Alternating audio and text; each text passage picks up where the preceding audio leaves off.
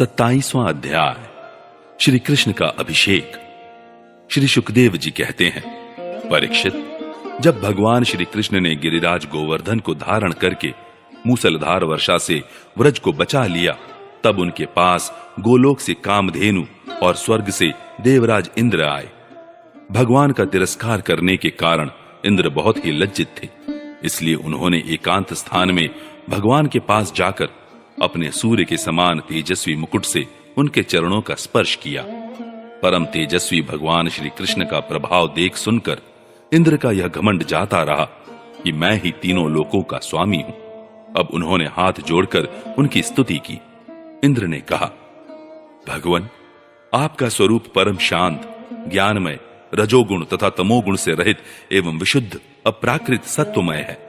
यह गुणों के प्रवाह रूप से प्रतीत होने वाला प्रपंच केवल मायामय है, क्योंकि आपका स्वरूप न जानने के कारण ही आप में इसकी प्रतीति होती है।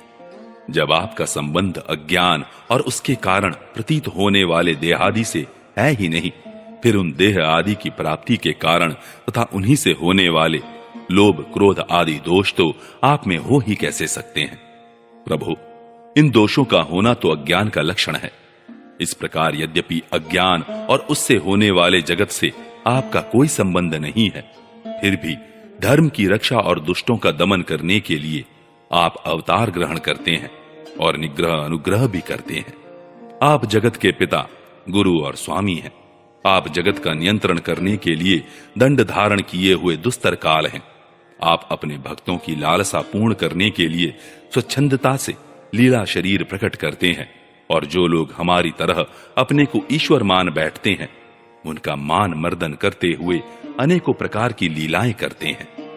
प्रभु, जो मेरे जैसे अज्ञानी और अपने को जगत का ईश्वर मानने वाले हैं, वे जब देखते हैं कि बड़े बड़े भय के अवसरों पर भी आप निर्भय रहते हैं, तब वे अपना घमंड छोड़ देते हैं और गर्व रहित होकर संत पुरुषों के द्वारा सेवित भक्ति मार्ग का आश्रय लेकर आपका भजन करते हैं। प्रभु, आपकी एक एक चेष्टा दुष्टों के लिए दंड विधान है। प्रभु, मैंने ऐश्वर्य के मद से चूर होकर आपका अपराध किया है, क्योंकि मैं आपकी शक्ति और प्रभाव के संबंध में बिल्कुल अनजान था। परमेश्वर, आप कृपा करके मुझ मूर्ख अपराधी का यह अपराध क्षमा करें और ऐसी कृपा करें कि मुझे फिर कभी ऐसे दुष्ट अज्ञान का शिकार न होना पड़े। स्वयं प्रकाश, इंद्रियातीत परमात्मन, आपका यह अवतार इसलिए हुआ है कि जो असुर सेनापति केवल अपना पेट पालने में ही लग रहे हैं और पृथ्वी के लिए बड़े भारी भार के कारण बन रहे हैं, उनका वध करके उन्हें मोक्ष दिया जाए, और जो आपके चरणों के सेवक हैं, आज्ञाकारी भक्त जन हैं, उनका अभ्युदय हो, उनकी रक्षा हो। भगवान, मैं आपको नमस्कार करता हूं। आप सर्वांतर्यामी, पुरुषोत्तम तथा सर्वात्मा वासुदेव हैं। आप यदुवंशियों के एकमात्र स्वामी, भक्त वत्सल एवं सबके चित्त को आकर्षित करने वाले हैं। मैं आपको बार बार नमस्कार करता हूं। आपने जीवों के समान कर्मवश होकर नहीं, स्वतंत्रता से अपने भक्तों की तथा अपनी इच्छा के अनुसार शरीर स्वीकार किया है। आपका यह शरीर भी विशुद्ध ज्ञान स्वरूप है। आप सब कुछ हैं, सबके कारण हैं और सबके आत्मा हैं। मैं आपको बार बार नमस्कार करता हूं। भगवान, मेरे अभिमान का अंत नहीं है और मेरा क्रोध भी बहुत ही तीव्र, मेरे वश के बाहर है। जब मैंने देखा कि मेरा यज्ञ तो नष्ट कर दिया गया, तब मैंने मूसलधार वर्षा और आंधी के द्वारा सारे व्रज मंडल को नष्ट कर देना चाहा। परंतु प्रभु, आपने मुझ पर बहुत ही अनुग्रह किया। मेरी चेष्टा व्यर्थ होने से मेरे घमंड की जड़ उखड़ गई। आप मेरे स्वामी हैं, गुरु हैं और मेरे आत्मा हैं। मैं आपकी शरण में हूं। श्री सुखदेव जी कहते हैं, परीक्षित, जब देवराज इंद्र ने भगवान श्री कृष्ण की इस प्रकार स्तुति की, तब उन्होंने हंसते हुए मेघ के समान गंभीर वाणी से इंद्र को संबोधन करके कहा। श्री भगवान ने कहा, इंद्र, तुम ऐश्वर्य और धन संपत्ति के मद से पूरे पूरे मतवाले हो रहे थे, इसलिए तुम पर अनुग्रह करके ही मैंने तुम्हारा यज्ञ भंग किया है। यह इसलिए कि अब तुम मुझे नित्य निरंतर स्मरण रख सको। जो ऐश्वर्य और धन संपत्ति के मद से अंधा हो जाता है, वह यह नहीं देखता कि मैं काल रूप परमेश्वर हाथ में दंड लेकर उसके सिर पर सवार हूं। मैं जिस पर अनुग्रह करना चाहता हूं, उसे ऐश्वर्य भ्रष्ट कर देता हूं। इंद्र, तुम्हारा मंगल हो। अब तुम अपनी राजधानी अमरावती में जाओ और मेरी आज्ञा का पालन करो। अब कभी घमंड न करना। नित्य निरंतर मेरी सन्निधि का, मेरे संयोग का अनुभव करते रहना और अपने अधिकार के अनुसार उचित रीति से मर्यादा का पालन करना।